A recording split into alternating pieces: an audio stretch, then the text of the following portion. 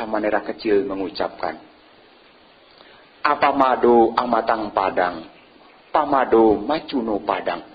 Kemudian Raja Asoka mengatakan, stop, saya mengerti. Apa artinya? Kewaspadaan adalah jalan menuju tanpa kematian. Kelengahan adalah jalan menuju kematian. Mendengar kalimat Dhamma yang sepotong, hati yang semula gelisah, yang semula cemas, jadi, saya mengerti.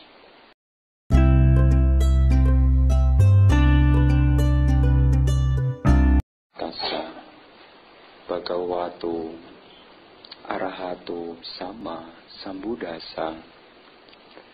Namo tassa Bhagavato Arahato Sama Sambuddhassa. Namo tassa Bhagavato Arahato Sama Sambuddhassa. Yatapi Puparasimha Khaira Malagune Bahung Ewang Jatena Macena Katabang Kusalang Bahung. Seperti kumpulan bunga-bunga dapat dirangkai menjadi banyak karangan bunga, demikian pula dalam satu kelahiran manusia banyak sekali kebajikan yang dapat dikumpulkannya.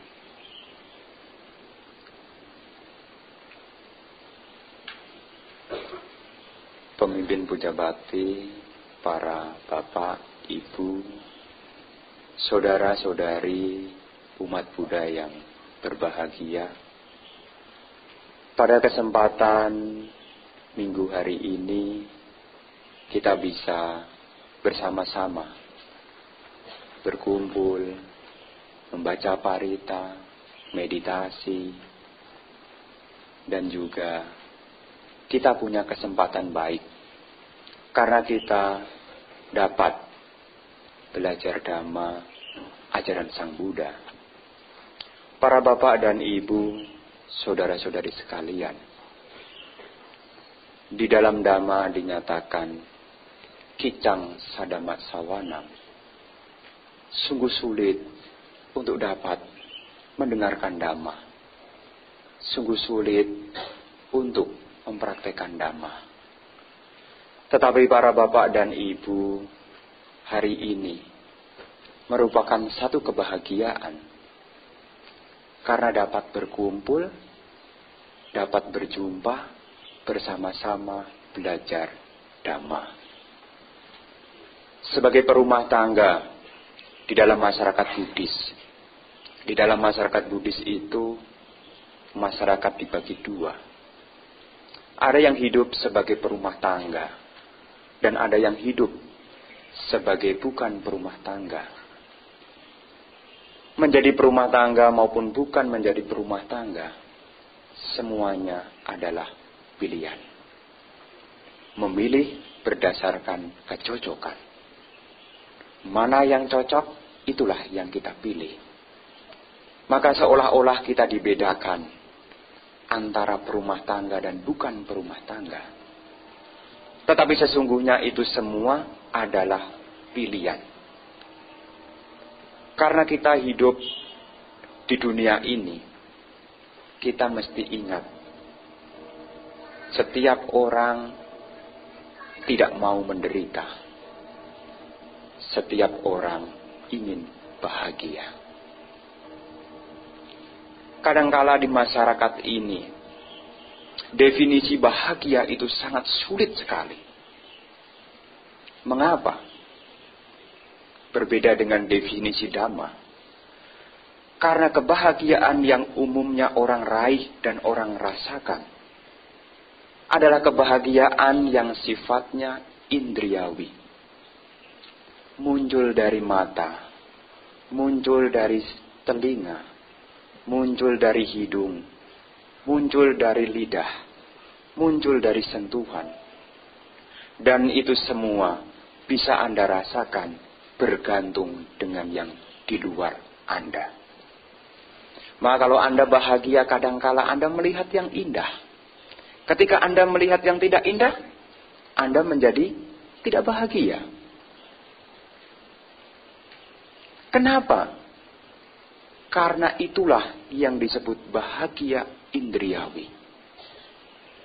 Makan enak, bahagia. Tidak enak, tidak bahagia. Apalagi bayarnya kemahalan. Kecuali kalau dikasih cuma-cuma, tidak enak, tidak soal. Tapi itulah yang sering berumah tangga rasakan. Bahagia di luar. Dan akhirnya, karena berangkat dari luar, semua bergantung di luar.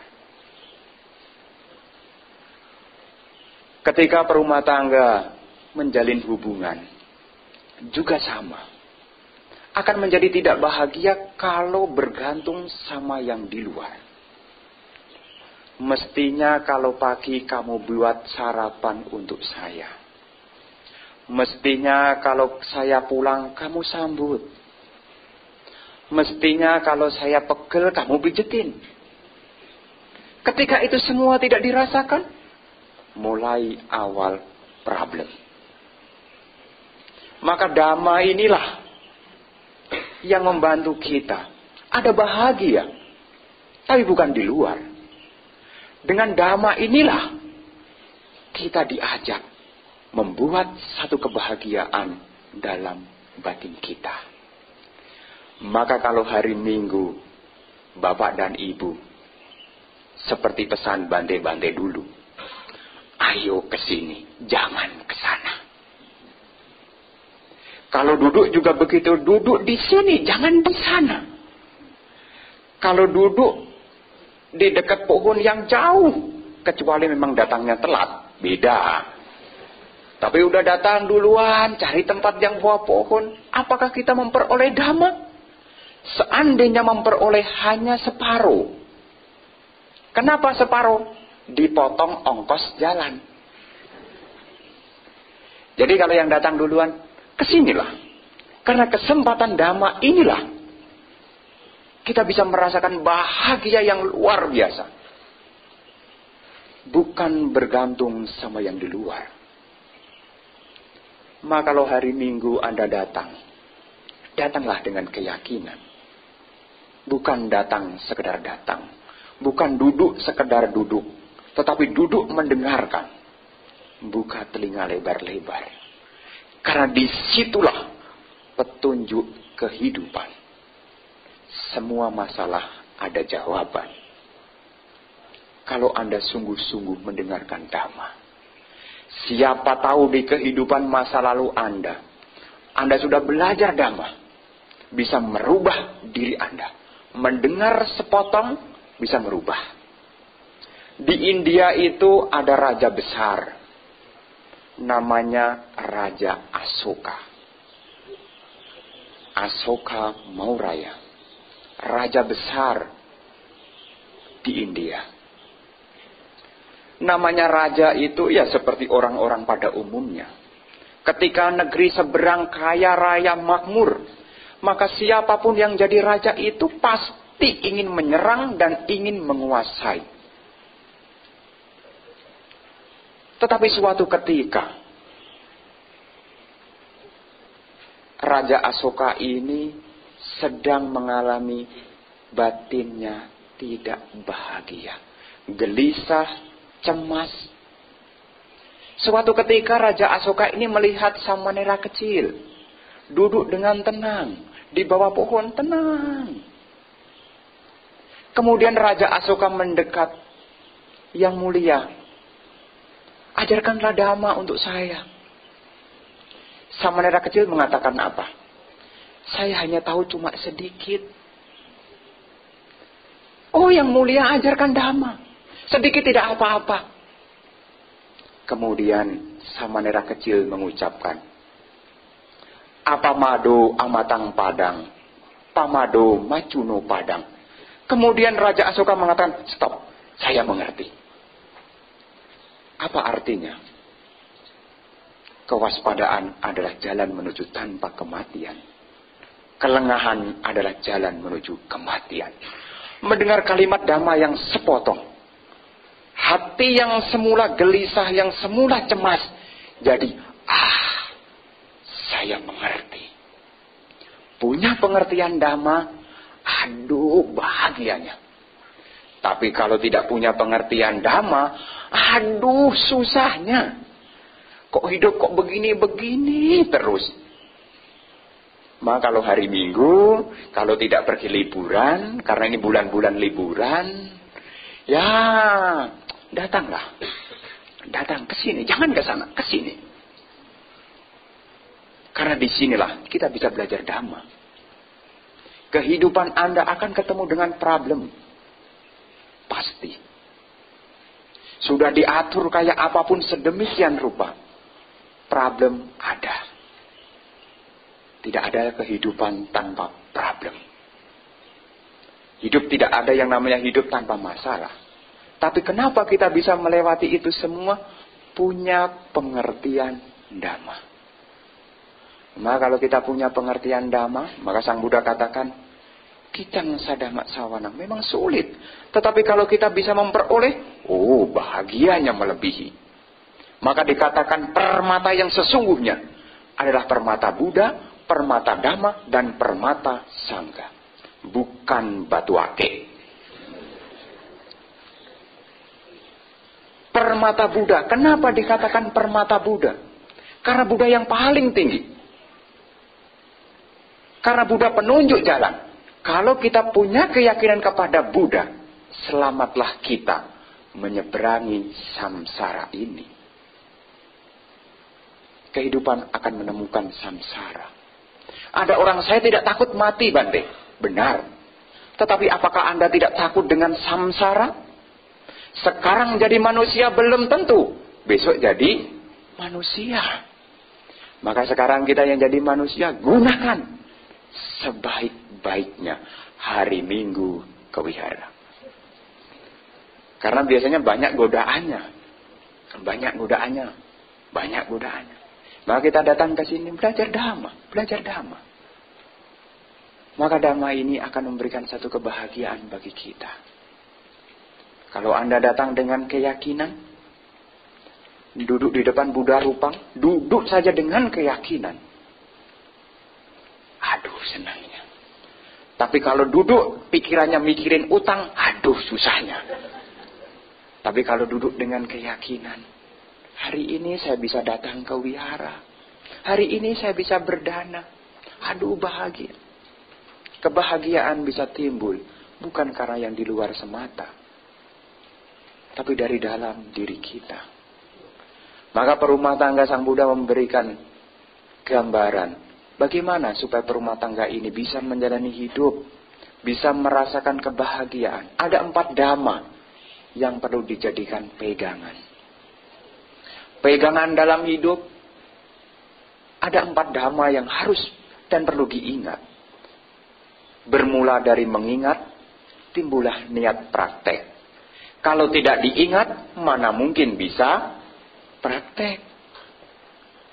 Kita mengingat, kita praktek. Kalau tidak ingat, tidak mungkin. Maka dengan belajar Dhamma, mendengar Dhamma, kita ingat lagi. Apakah Dhamma yang pertama? Saca. Saca artinya kejujuran.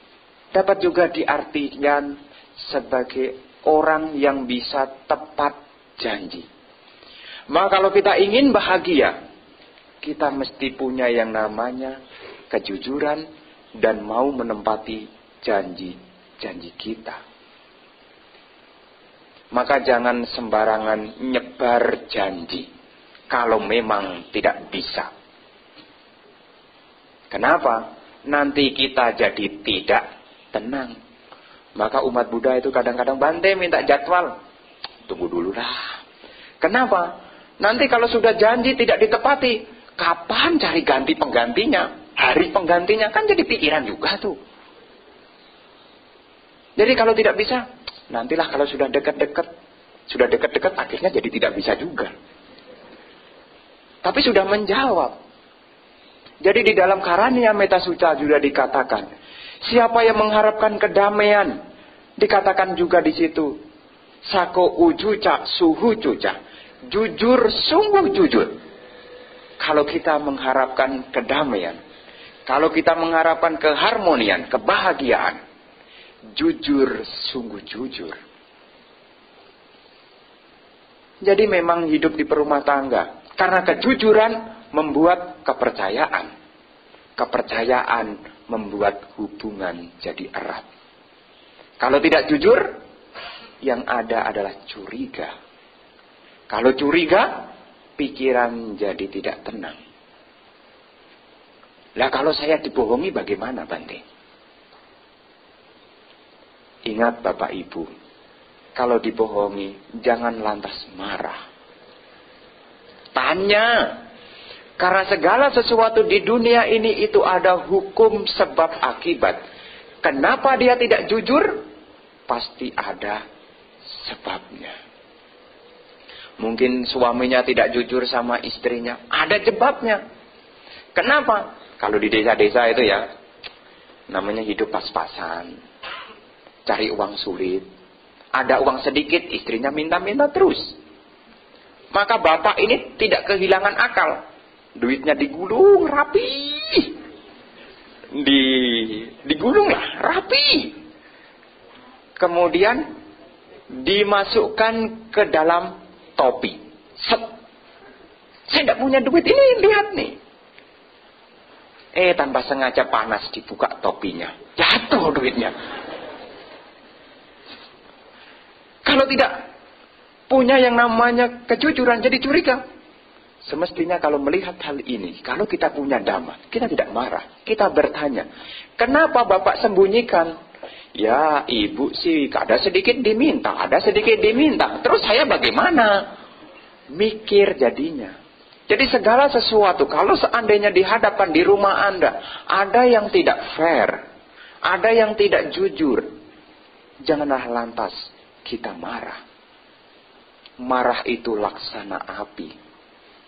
Bisa membakar apa yang sudah ada. Tahun bersama bisa hilang dalam sekejap saja. Jangan suka marah.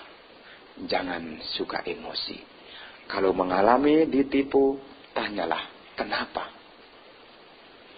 Karena segala sesuatu itu ada sebabnya.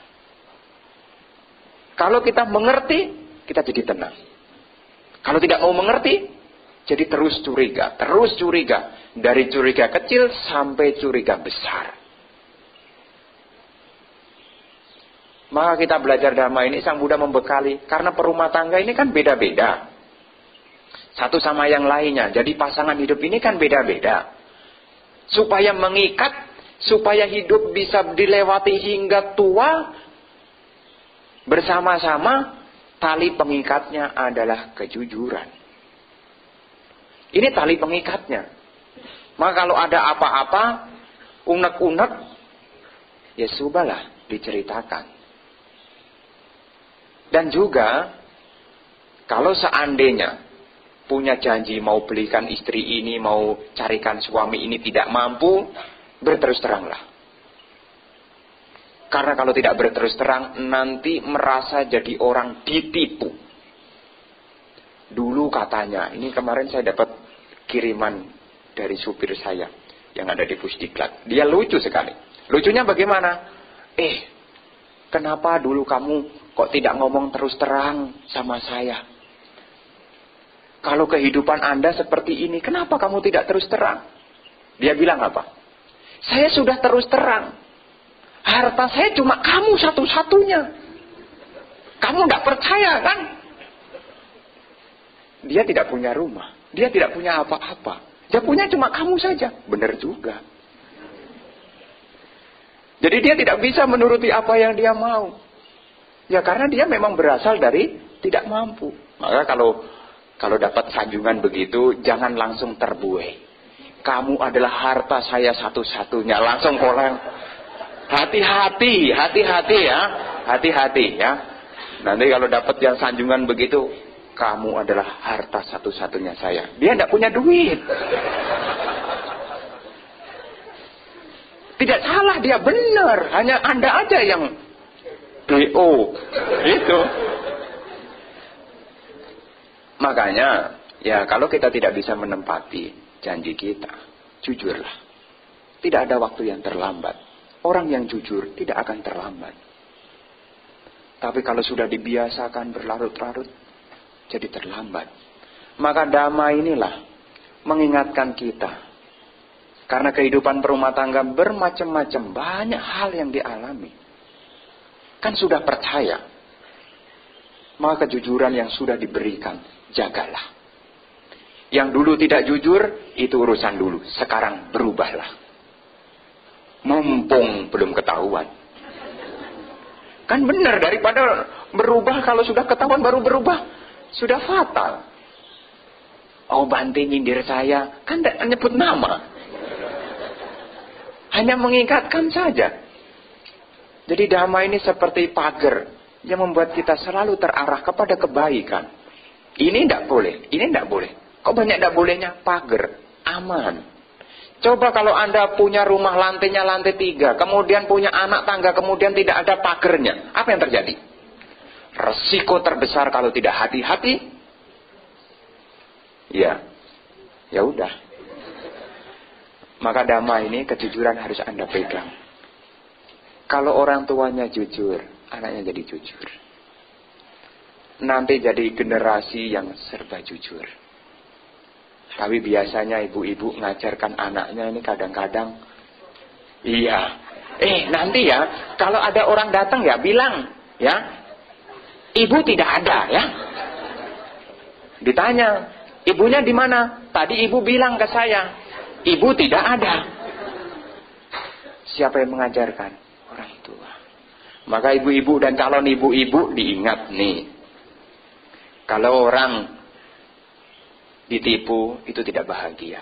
Maka kita jangan ajarkan itu. Maka kehidupan perumah tangga yang membuat Anda bahagia, kalau semuanya bisa saling jujur. Bahagia. Bukan tergantung apa yang Anda punya, bukan. Kalau Anda punya segala-galanya, rumah punya, kendaraan punya, tabungan punya, tapi kalau tidak ada kejujuran, apakah bahagia? Tidak. Lihat saja sudah sebel. Lihat itu loh, belum bicara. Bayangkan. Maka damai ini membuat kita bahagia. Punya kejujuran. Yang harus Anda ingat. Yang kedua, dhamma. D-A-M-A. Itu artinya bisa mengendalikan pikirannya sendiri. Bukan mengendalikan pikiran orang lain.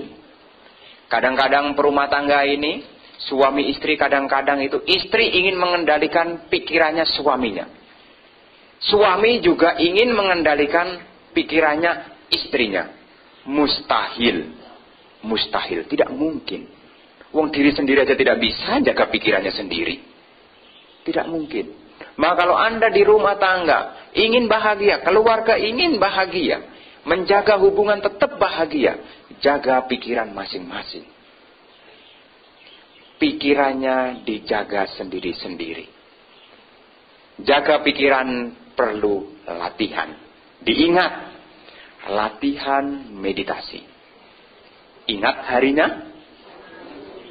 Ya, hari Rabu, hari Kamis, hari Jumat. Yang tidak punya kesibukan, datanglah ke sini. Karena tempatnya di sini. Ikut meditasi. Jangan gunakan alasan Bante sekarang tidak ada di Dhamma Caka. Itu bukan urusan. Tapi Anda bisa latihan di sini. Karena itu berguna, bermanfaat bagi Anda. Kalau pikiran Anda sendiri Anda kendalikan, Anda bisa menghandle yang di luar. Tinggal di kota besar tidak mudah. Jalan macet.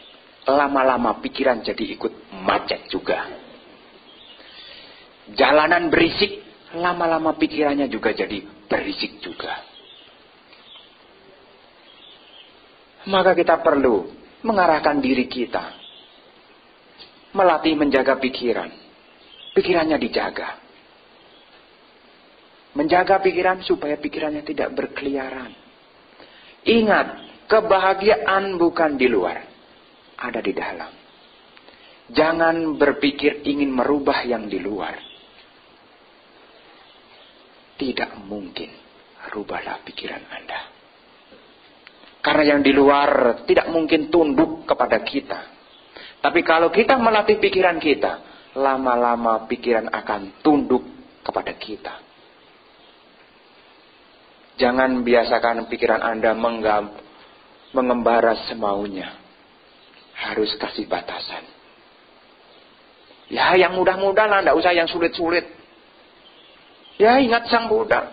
Duduk meditasi. Pikirannya kalau meditasi ngelamun, Bante. Kemana-mana dipikirkan, Bante. Ingat Sang Buddha. Budo. Terus, tidak putus-putus. Budo. Yang stres-stresnya hilang. Yang punya hutang-hutangnya hilang. Budo. Ya, kenapa? Karena tidak melekati. Meskipun nanti bayar, tetapi beban tidak ada di dalam pikiran.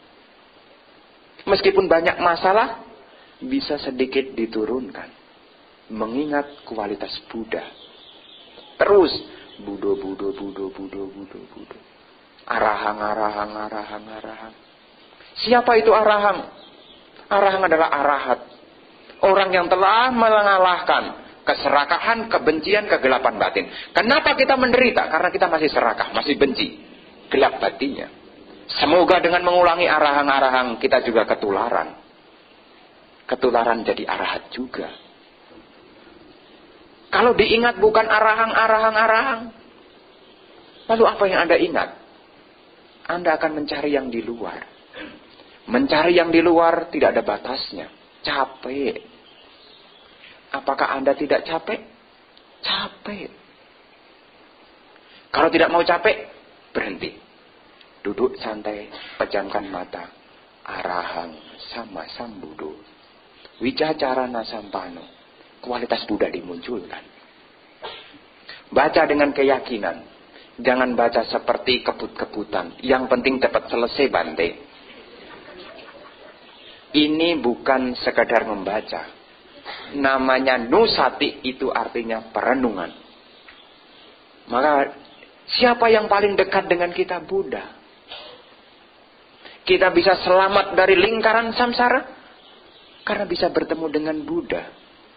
Kita tidak menderita karena kita mendengar Dhamma dari Sang Buddha. Maka latihan dasar munculkan dalam diri Anda. Ingat kualitas Buddha. Buddha Nusati.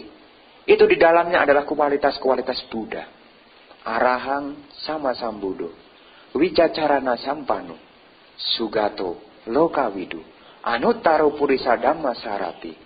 Sata dewa manusanang. Budo bagawa.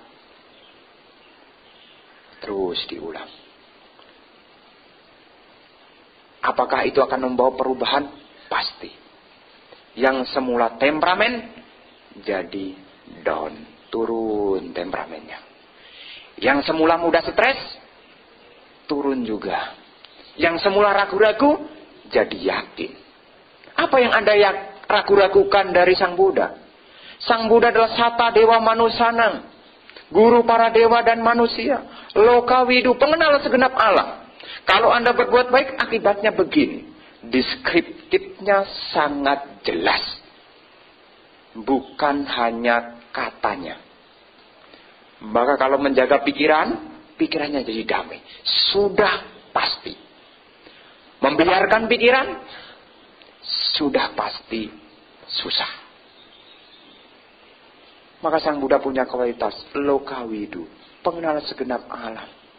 Beliau mengenal makhluk-makhluk. Kenapa ada yang begini, ada yang begitu. Kenapa kita tidak diajarkan untuk ya ikuti saja pikiran-pikiran yang buruk-buruk? Kenapa tidak boleh? Karena ada akibat yang akan mengikuti. Maka dikatakan sungguh satu kebahagiaan kalau kita bisa bertemu dengan Dhamma. Maka latihan meditasi dari yang sederhana. Arahang. Budo. Kadang-kadang umat Buddha ini pakai gelang itu. Gelang malah. Tahu kan mala? Mala itu bahasa Pali, artinya itu untean. Mala.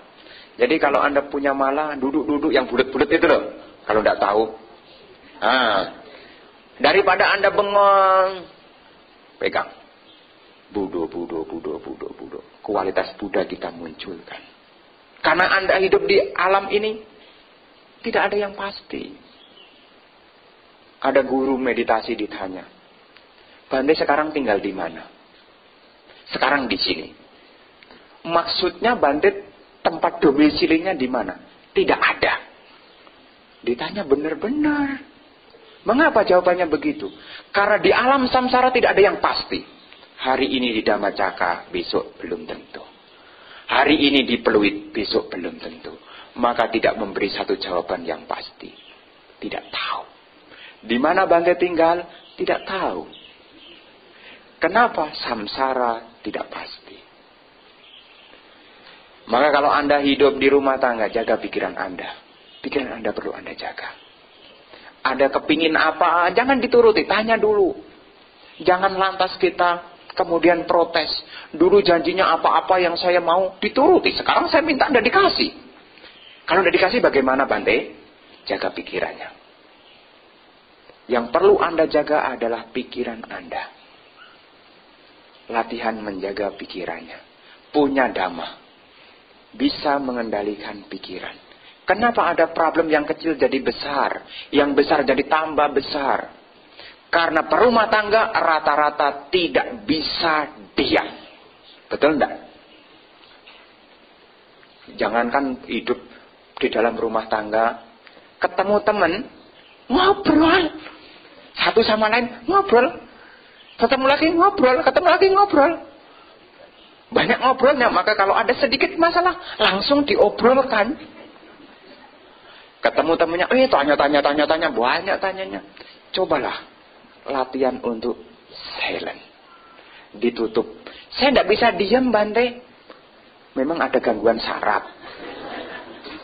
Diam itu kan gampang. Cuma mulutnya ditutup. Udah diam. Kemarin ada retret anak-anak di Cihapus 3 hari. Saya menemani. Ternyata ngurusi anaknya orang juga susah juga loh. Itu anaknya orang. Berapa kali saya suruh, kalau makan diam. Ada yang ngambil piring, ngomong lagi, diam. Terus sudah duduk bareng, makan, dikomentari lagi, diam. Saya baru noleh begitu. Langsung temannya bilang apa? Diam. Betapa sulitnya. Kalau anak-anak saja tidak dilatih. Nanti gede-gedenya jadi komentator semua. Bisanya cuma komentar. Orang dikomentari, bales komentari. Maka rumah tangga akan jadi rumit, ruwet. Kalau semuanya pada komentar. Maka kalau ada satu ngomel, diam aja. Terus ngapain Bante? Budo. Pikirannya damai. Karena kalau Anda tanggapi, karena ada jawaban yang tidak perlu dipikirkan. Ada jawaban yang tidak perlu dipikirkan. Tidak semua jawaban harus dipikirkan. Ada jawaban yang tidak perlu dipikirkan. Sudah mumet urusan diam, ketemu jawabannya. Dipikir mateng-mateng, besok tidak jadi. Maka perlu latihan mengendalikan pikiran. Dimulai dari mengendalikan ucapan. Kalau pikirannya tidak, kalau ucapannya tidak dijaga, saya yakin pikiran Anda juga seperti itu adanya. Anda belum cerita, saya sudah tahu. Kenapa kok sudah tahu? Memang munculnya suara dari pikiran. Pertama ngempet dalam pikiran. Dia itu ya begini. Ngempet di dalam pikiran. Lama-lama, karena sudah penuh, tumpah juga. Maka latihan. Jaga pikiran Anda. Kalau tidak bisa, napas masuk, napas keluar. Itu adalah sarana jaga pikiran. Supaya pikiran Anda tidak mengembara. Karena kehidupan bahagia bukan terletak yang di luar. Merubah yang di luar sekalipun, Anda juga tidak bahagia. Anda punya rumah, mungkin catnya luntur. Anda berpikir, kapan bisa ngecat ini rumah? Ketika dicat, apakah langsung bahagia? Memang awalnya akhirnya bisa ngecat, cuma sampai di situ. Besok ada lagi hal yang baru. Jadi bukan ada di luar. Maka jaga pikiran ini sangat berguna. Apalagi Anda hidup di tengah-tengah kota yang ya semuanya saling berkompetisi. Jaga pikiran Anda. Jaga pikiran Anda. Itu harta yang bisa menjaga kita, menyelamatkan kita, menjauhkan kita. Adalah pikiran kita. Kita jauh dari perbuatan jahat karena pikiran kita latih. Kita bisa berbuat jahat karena kita biarkan pikiran kita. Maka sungguh satu keberuntungan kalau Bapak Ibu bisa sejenak melatih pikirannya. Demikian pula kalau puja bakti, baca parita, bacalah dengan sungguh-sungguh. Itu juga melatih pikiran Anda sendiri. Jangan mentang-mentang apal, kemudian baca parita, suaranya keluar, tangannya. Arahang sama sang guru, tapi tangannya begini. Apa yang didapat? Tidak ada. Saya bukan kritik yang di luar. Tidak ada kaitannya ya. Jadi tidak ada kaitannya dengan yang di luar. Tidak ada. Hanya meluruskan saja. Jadi supaya Anda datang ke wihara, baca dengan sungguh-sungguh. Arahang. Bawa pikiran Anda pada arahang. Jangan biarkan. Karena itu semua akan melatih pikiran Anda. Nanti di rumah pikiran Anda sudah dilatih, dihadapkan. Kita bisa menjawab. Ini sudah pernah. Sekalipun fisiknya menderita, membuat batinnya jadi kacau, dia akan mengatakan, ini sudah pernah. Kalau kita mengatakan, sudah pernah, tidak mengherankan lagi. Tapi kalau jarang ke wihara, fisiknya berubah, jarang ke wihara, menganggap ini baru pertama kalinya. Kalau kita sering mendengarkan dhamma, Sang Buddha sering menyatakan, dari ujung rambut sampai ujung kaki, tidak ada satu jengkal pun bagian yang bebas dari penyakit. Coba dicari. Di mata disebut sakit mata. Di telinga disebut sakit telinga. Di kulit disebut sakit kulit. Di hati disebut sakit liver. Kan fisik ceritanya tadi. Jadi dari ujung rambut sampai ujung kaki, tidak ada satu jengkal pun bagian yang benar-benar tanpa diserang penyakit. Maka kalau kita ada sakit, sudah pernah. Kapan? Ribuan kehidupan pernah Anda lalui. Sekarang saya sakit Bante, stadiumnya 4. Sudah pernah. Kapan Bante? Masa lalu. Kalau Anda sudah pernah, Anda tidak heran. Oh, memang fisik dari ujung rambut sampai ujung kaki memang bisa sakit. Tapi kalau menjaga pikiran tidak mungkin ikut sakit. Itu yang Sang Buddha ajarkan. Renungkan. Sakit baru sakit panu aja udah geger. Baru sakit panu udah geger. Ini siapa yang bawa jamur ini? Padahal kalau makan pengennya jamur terus tuh. Maka latihan jaga pikiran ini berguna bagi Bapak Ibu. Suatu saat namanya perubahan itu pasti. Bayangkan 20 tahun lagi apa yang terjadi? Tidak tahu. Kalau sekarang 50 tahun, 20 tahun lagi berapa? 70. Kalau sudah 70, kayak apa? Tidak usah dipikir rumet-rumet fisiknya. Jaga pikirannya. Kalau saya 70, apa yang saya lakukan ya Bante? Nanti kalau ke wihara naik angkot berapa kali tidak mampu. Jaga pikiran dari sekarang. Meskipun tidak sampat ke wihara, saya sudah bangun wihara dalam hati saya. Punya meta, punya karuna, punya mudita, punya upeka. Wihara dalam pikiran. Dari mana? Latih jaga pikirannya. Punya kasih sayang, tidak mudah marah. Berasal dari mana? Jaga pikiran. Punya ketenangan, seimbangan dari mana? Punya UPK dari mana? Jaga pikiran. Seandainya tidak sempat ke wihara, tidak bisa datang ke wihara, dalam batinnya sudah terisi meta karuna mudita UPK. Wihara sesungguhnya. Maka jaga pikiran Anda, latih. Berisik yang di luar, diam aja lah. Kan latihan UPK. Biarin. Itu urusan dia lah. Kan biasanya teman-teman kadang-kadang kita sudah UPK, tapi teman-teman itu ngompor-ngompori. Kamu dibegitukan, kamu terima. Mestinya kamu lawan. Jawab, saat ini saya sedang menyempurnakan UPK Parami. Jawabnya begitu. Oh iya ya, semestinya saya lawan juga ya. Nah itu Anda tidak menyempurnakan Parami. Kadang-kadang kan punya teman kan begitu tuh. Ada teman yang baik, ada teman yang tidak baik. Sudah latihan tenang, seimbang, ngompor-ngompor. Mestinya kamu lawan lah. Kamu biarkan dia mencak-mencak begitu. Sudahlah, urusan dia. UPK. Tenang pikirannya. Nanti lihat dia mau jungkir balik, kita hanya tersenyum. Itu urusan dia. Punya UPK. Maka latihan dimulai dari jaga pikiran. Jangan mudah marah. Jangan mudah benci. Memang hidup kita dihadapkan pada hal yang menyenangkan. Tapi tidak sepatutnya kita membagi yang tidak menyenangkan.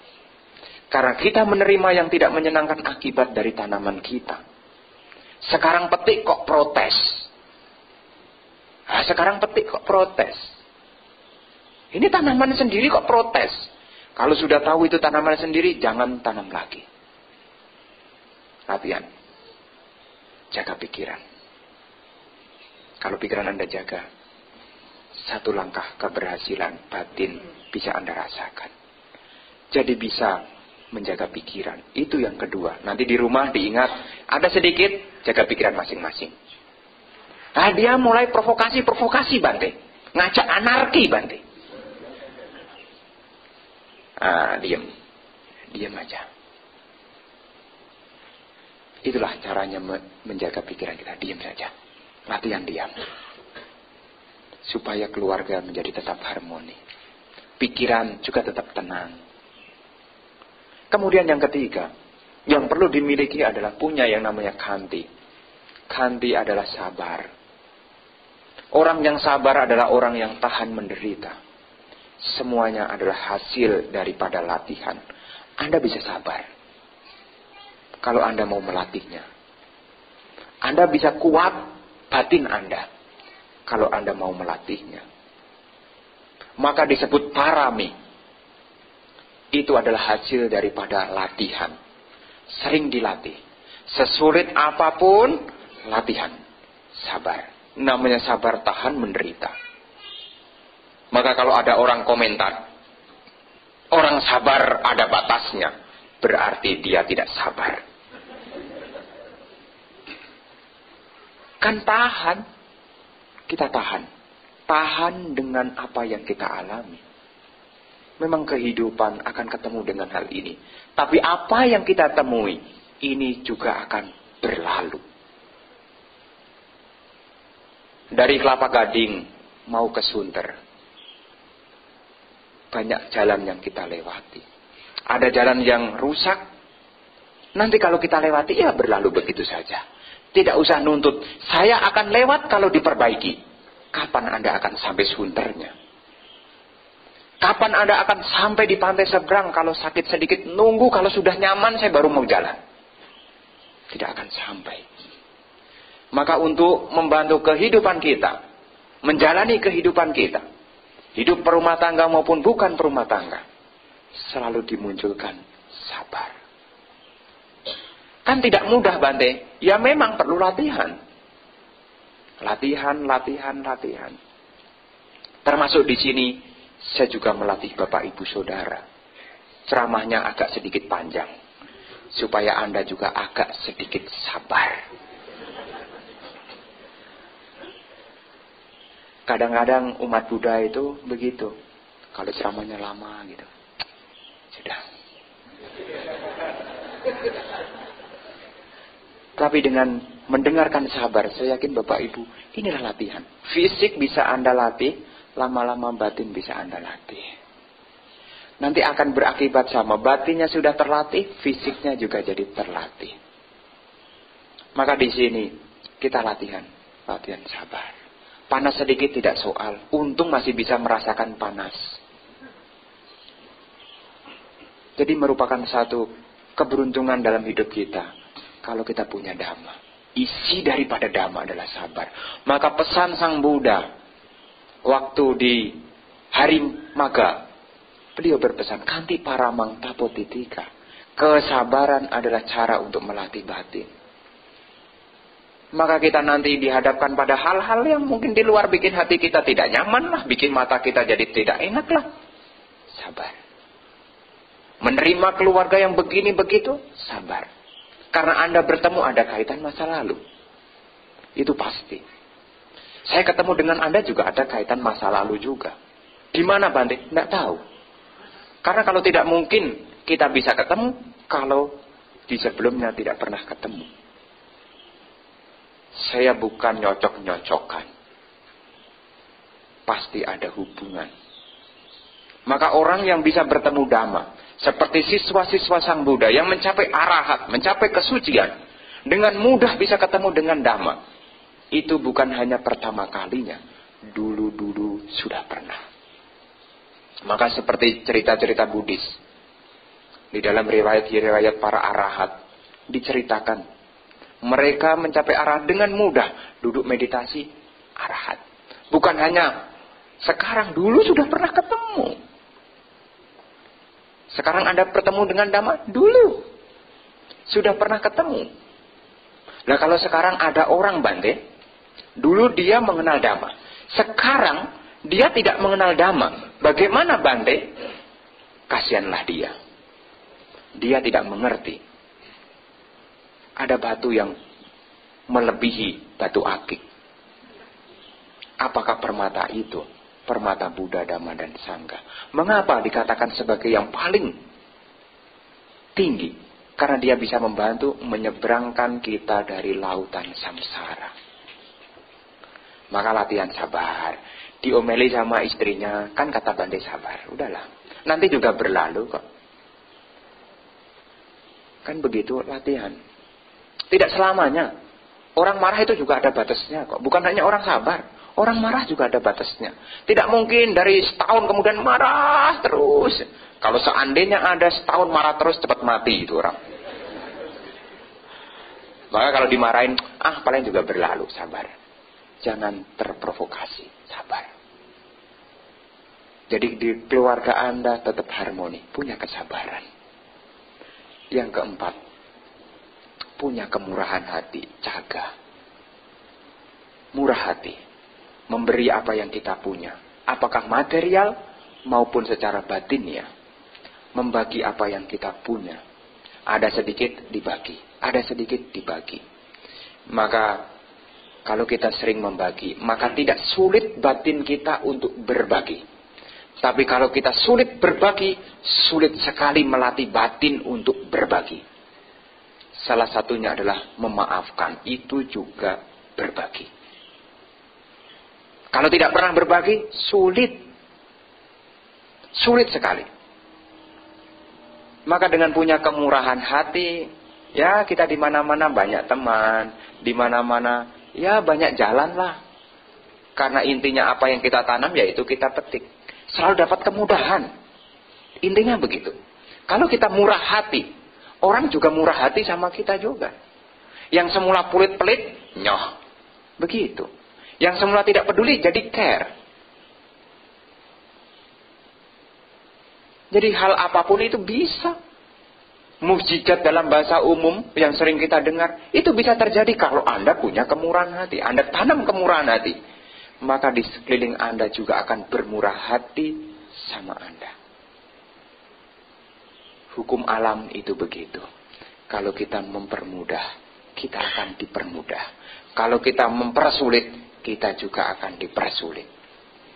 Maka kalau ada orang mempersulit kita, jangan lantas nanti saya balas. Stop. Kenapa?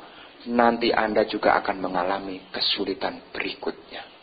Kalau sekarang dipersulit, Anda punya tekad. Tekadnya apa? Kalau ada kesempatan saya bisa mempermudah orang, saya akan permudah orang.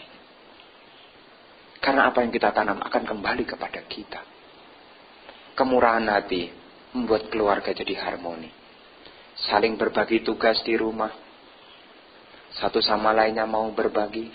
Oh, bahagia sekali. Tidak hanya yang belakang ngurusi belakang, yang depan ngurusi depan. Tapi bisa ya bersama-sama berbagi. Satu kebahagiaan. Bisa merubah yang di luar. Keluarga bisa yang dulu mungkin tali persaudaraannya agak kurang dekat. Dengan memberi, bisa. Maka anak-anak itu sangat suka dengan poponya. Tidak semua popo disukai sama cucunya. Hanya popo yang suka kasih angpau yang cucunya sukai. Itu kekuatan juga, memberi, kemurahan hati. Tapi tidak selalu harus materi. Dijaga, ditanya, ya dikasihlah apa-apa. Kita kalau jadi yang sudah tua-tua, kita punya cucu, bagaimana supaya cucu kita juga mau dekat dengan kita? Jangan cucunya dekat-dekat, kita bilang, anak kecil diam dulu. Udah buat persepsi, nenek galak. Nanti dijauhi. Maka kita bisa, kemurahan hati, bisa mengikat, memperhangat keluarga. Keluarganya menjadi harmoni. Maka semua ini bisa kita munculkan dalam diri kita, dari dalam. Yang di luar tidak bisa pasti menjamin Anda. Tapi yang dalam pasti menjamin Anda. Seandainya yang di luar mungkin berubah, kita tetap bahagia. Dhamma ada dalam diri kita. Maka sebelum ditutup, pesan hari Minggu, kalau tidak kemana-mana, kesini, jangan kesana, ya. Ya, semoga apa yang saya sampaikan di hari Minggu ini sebagai renungan Bapak Ibu Saudara sekalian, agar dalam menjalani hidup kita ini kita bisa memunculkan yang namanya kejujuran, bisa mengendalikan pikiran, sabar, dan bisa punya kemurahan hati. Karena itu semua jadi parami dari tumpukan kebajikan yang akan berguna. Tidak hanya kehidupan saat ini, tapi kehidupan selanjutnya. Dimanapun kita tinggal, kita akan bertemu dengan sahabat-sahabat yang baik. Dan akan jauh dengan sahabat-sahabat yang tidak baik. Itulah manfaat dari belajar Dhamma. Sekian, terima kasih. Semoga Anda berbahagia. Semoga keluarga Anda berbahagia. Semoga semua makhluk hidup berbahagia. Sadu, sadu, sadu.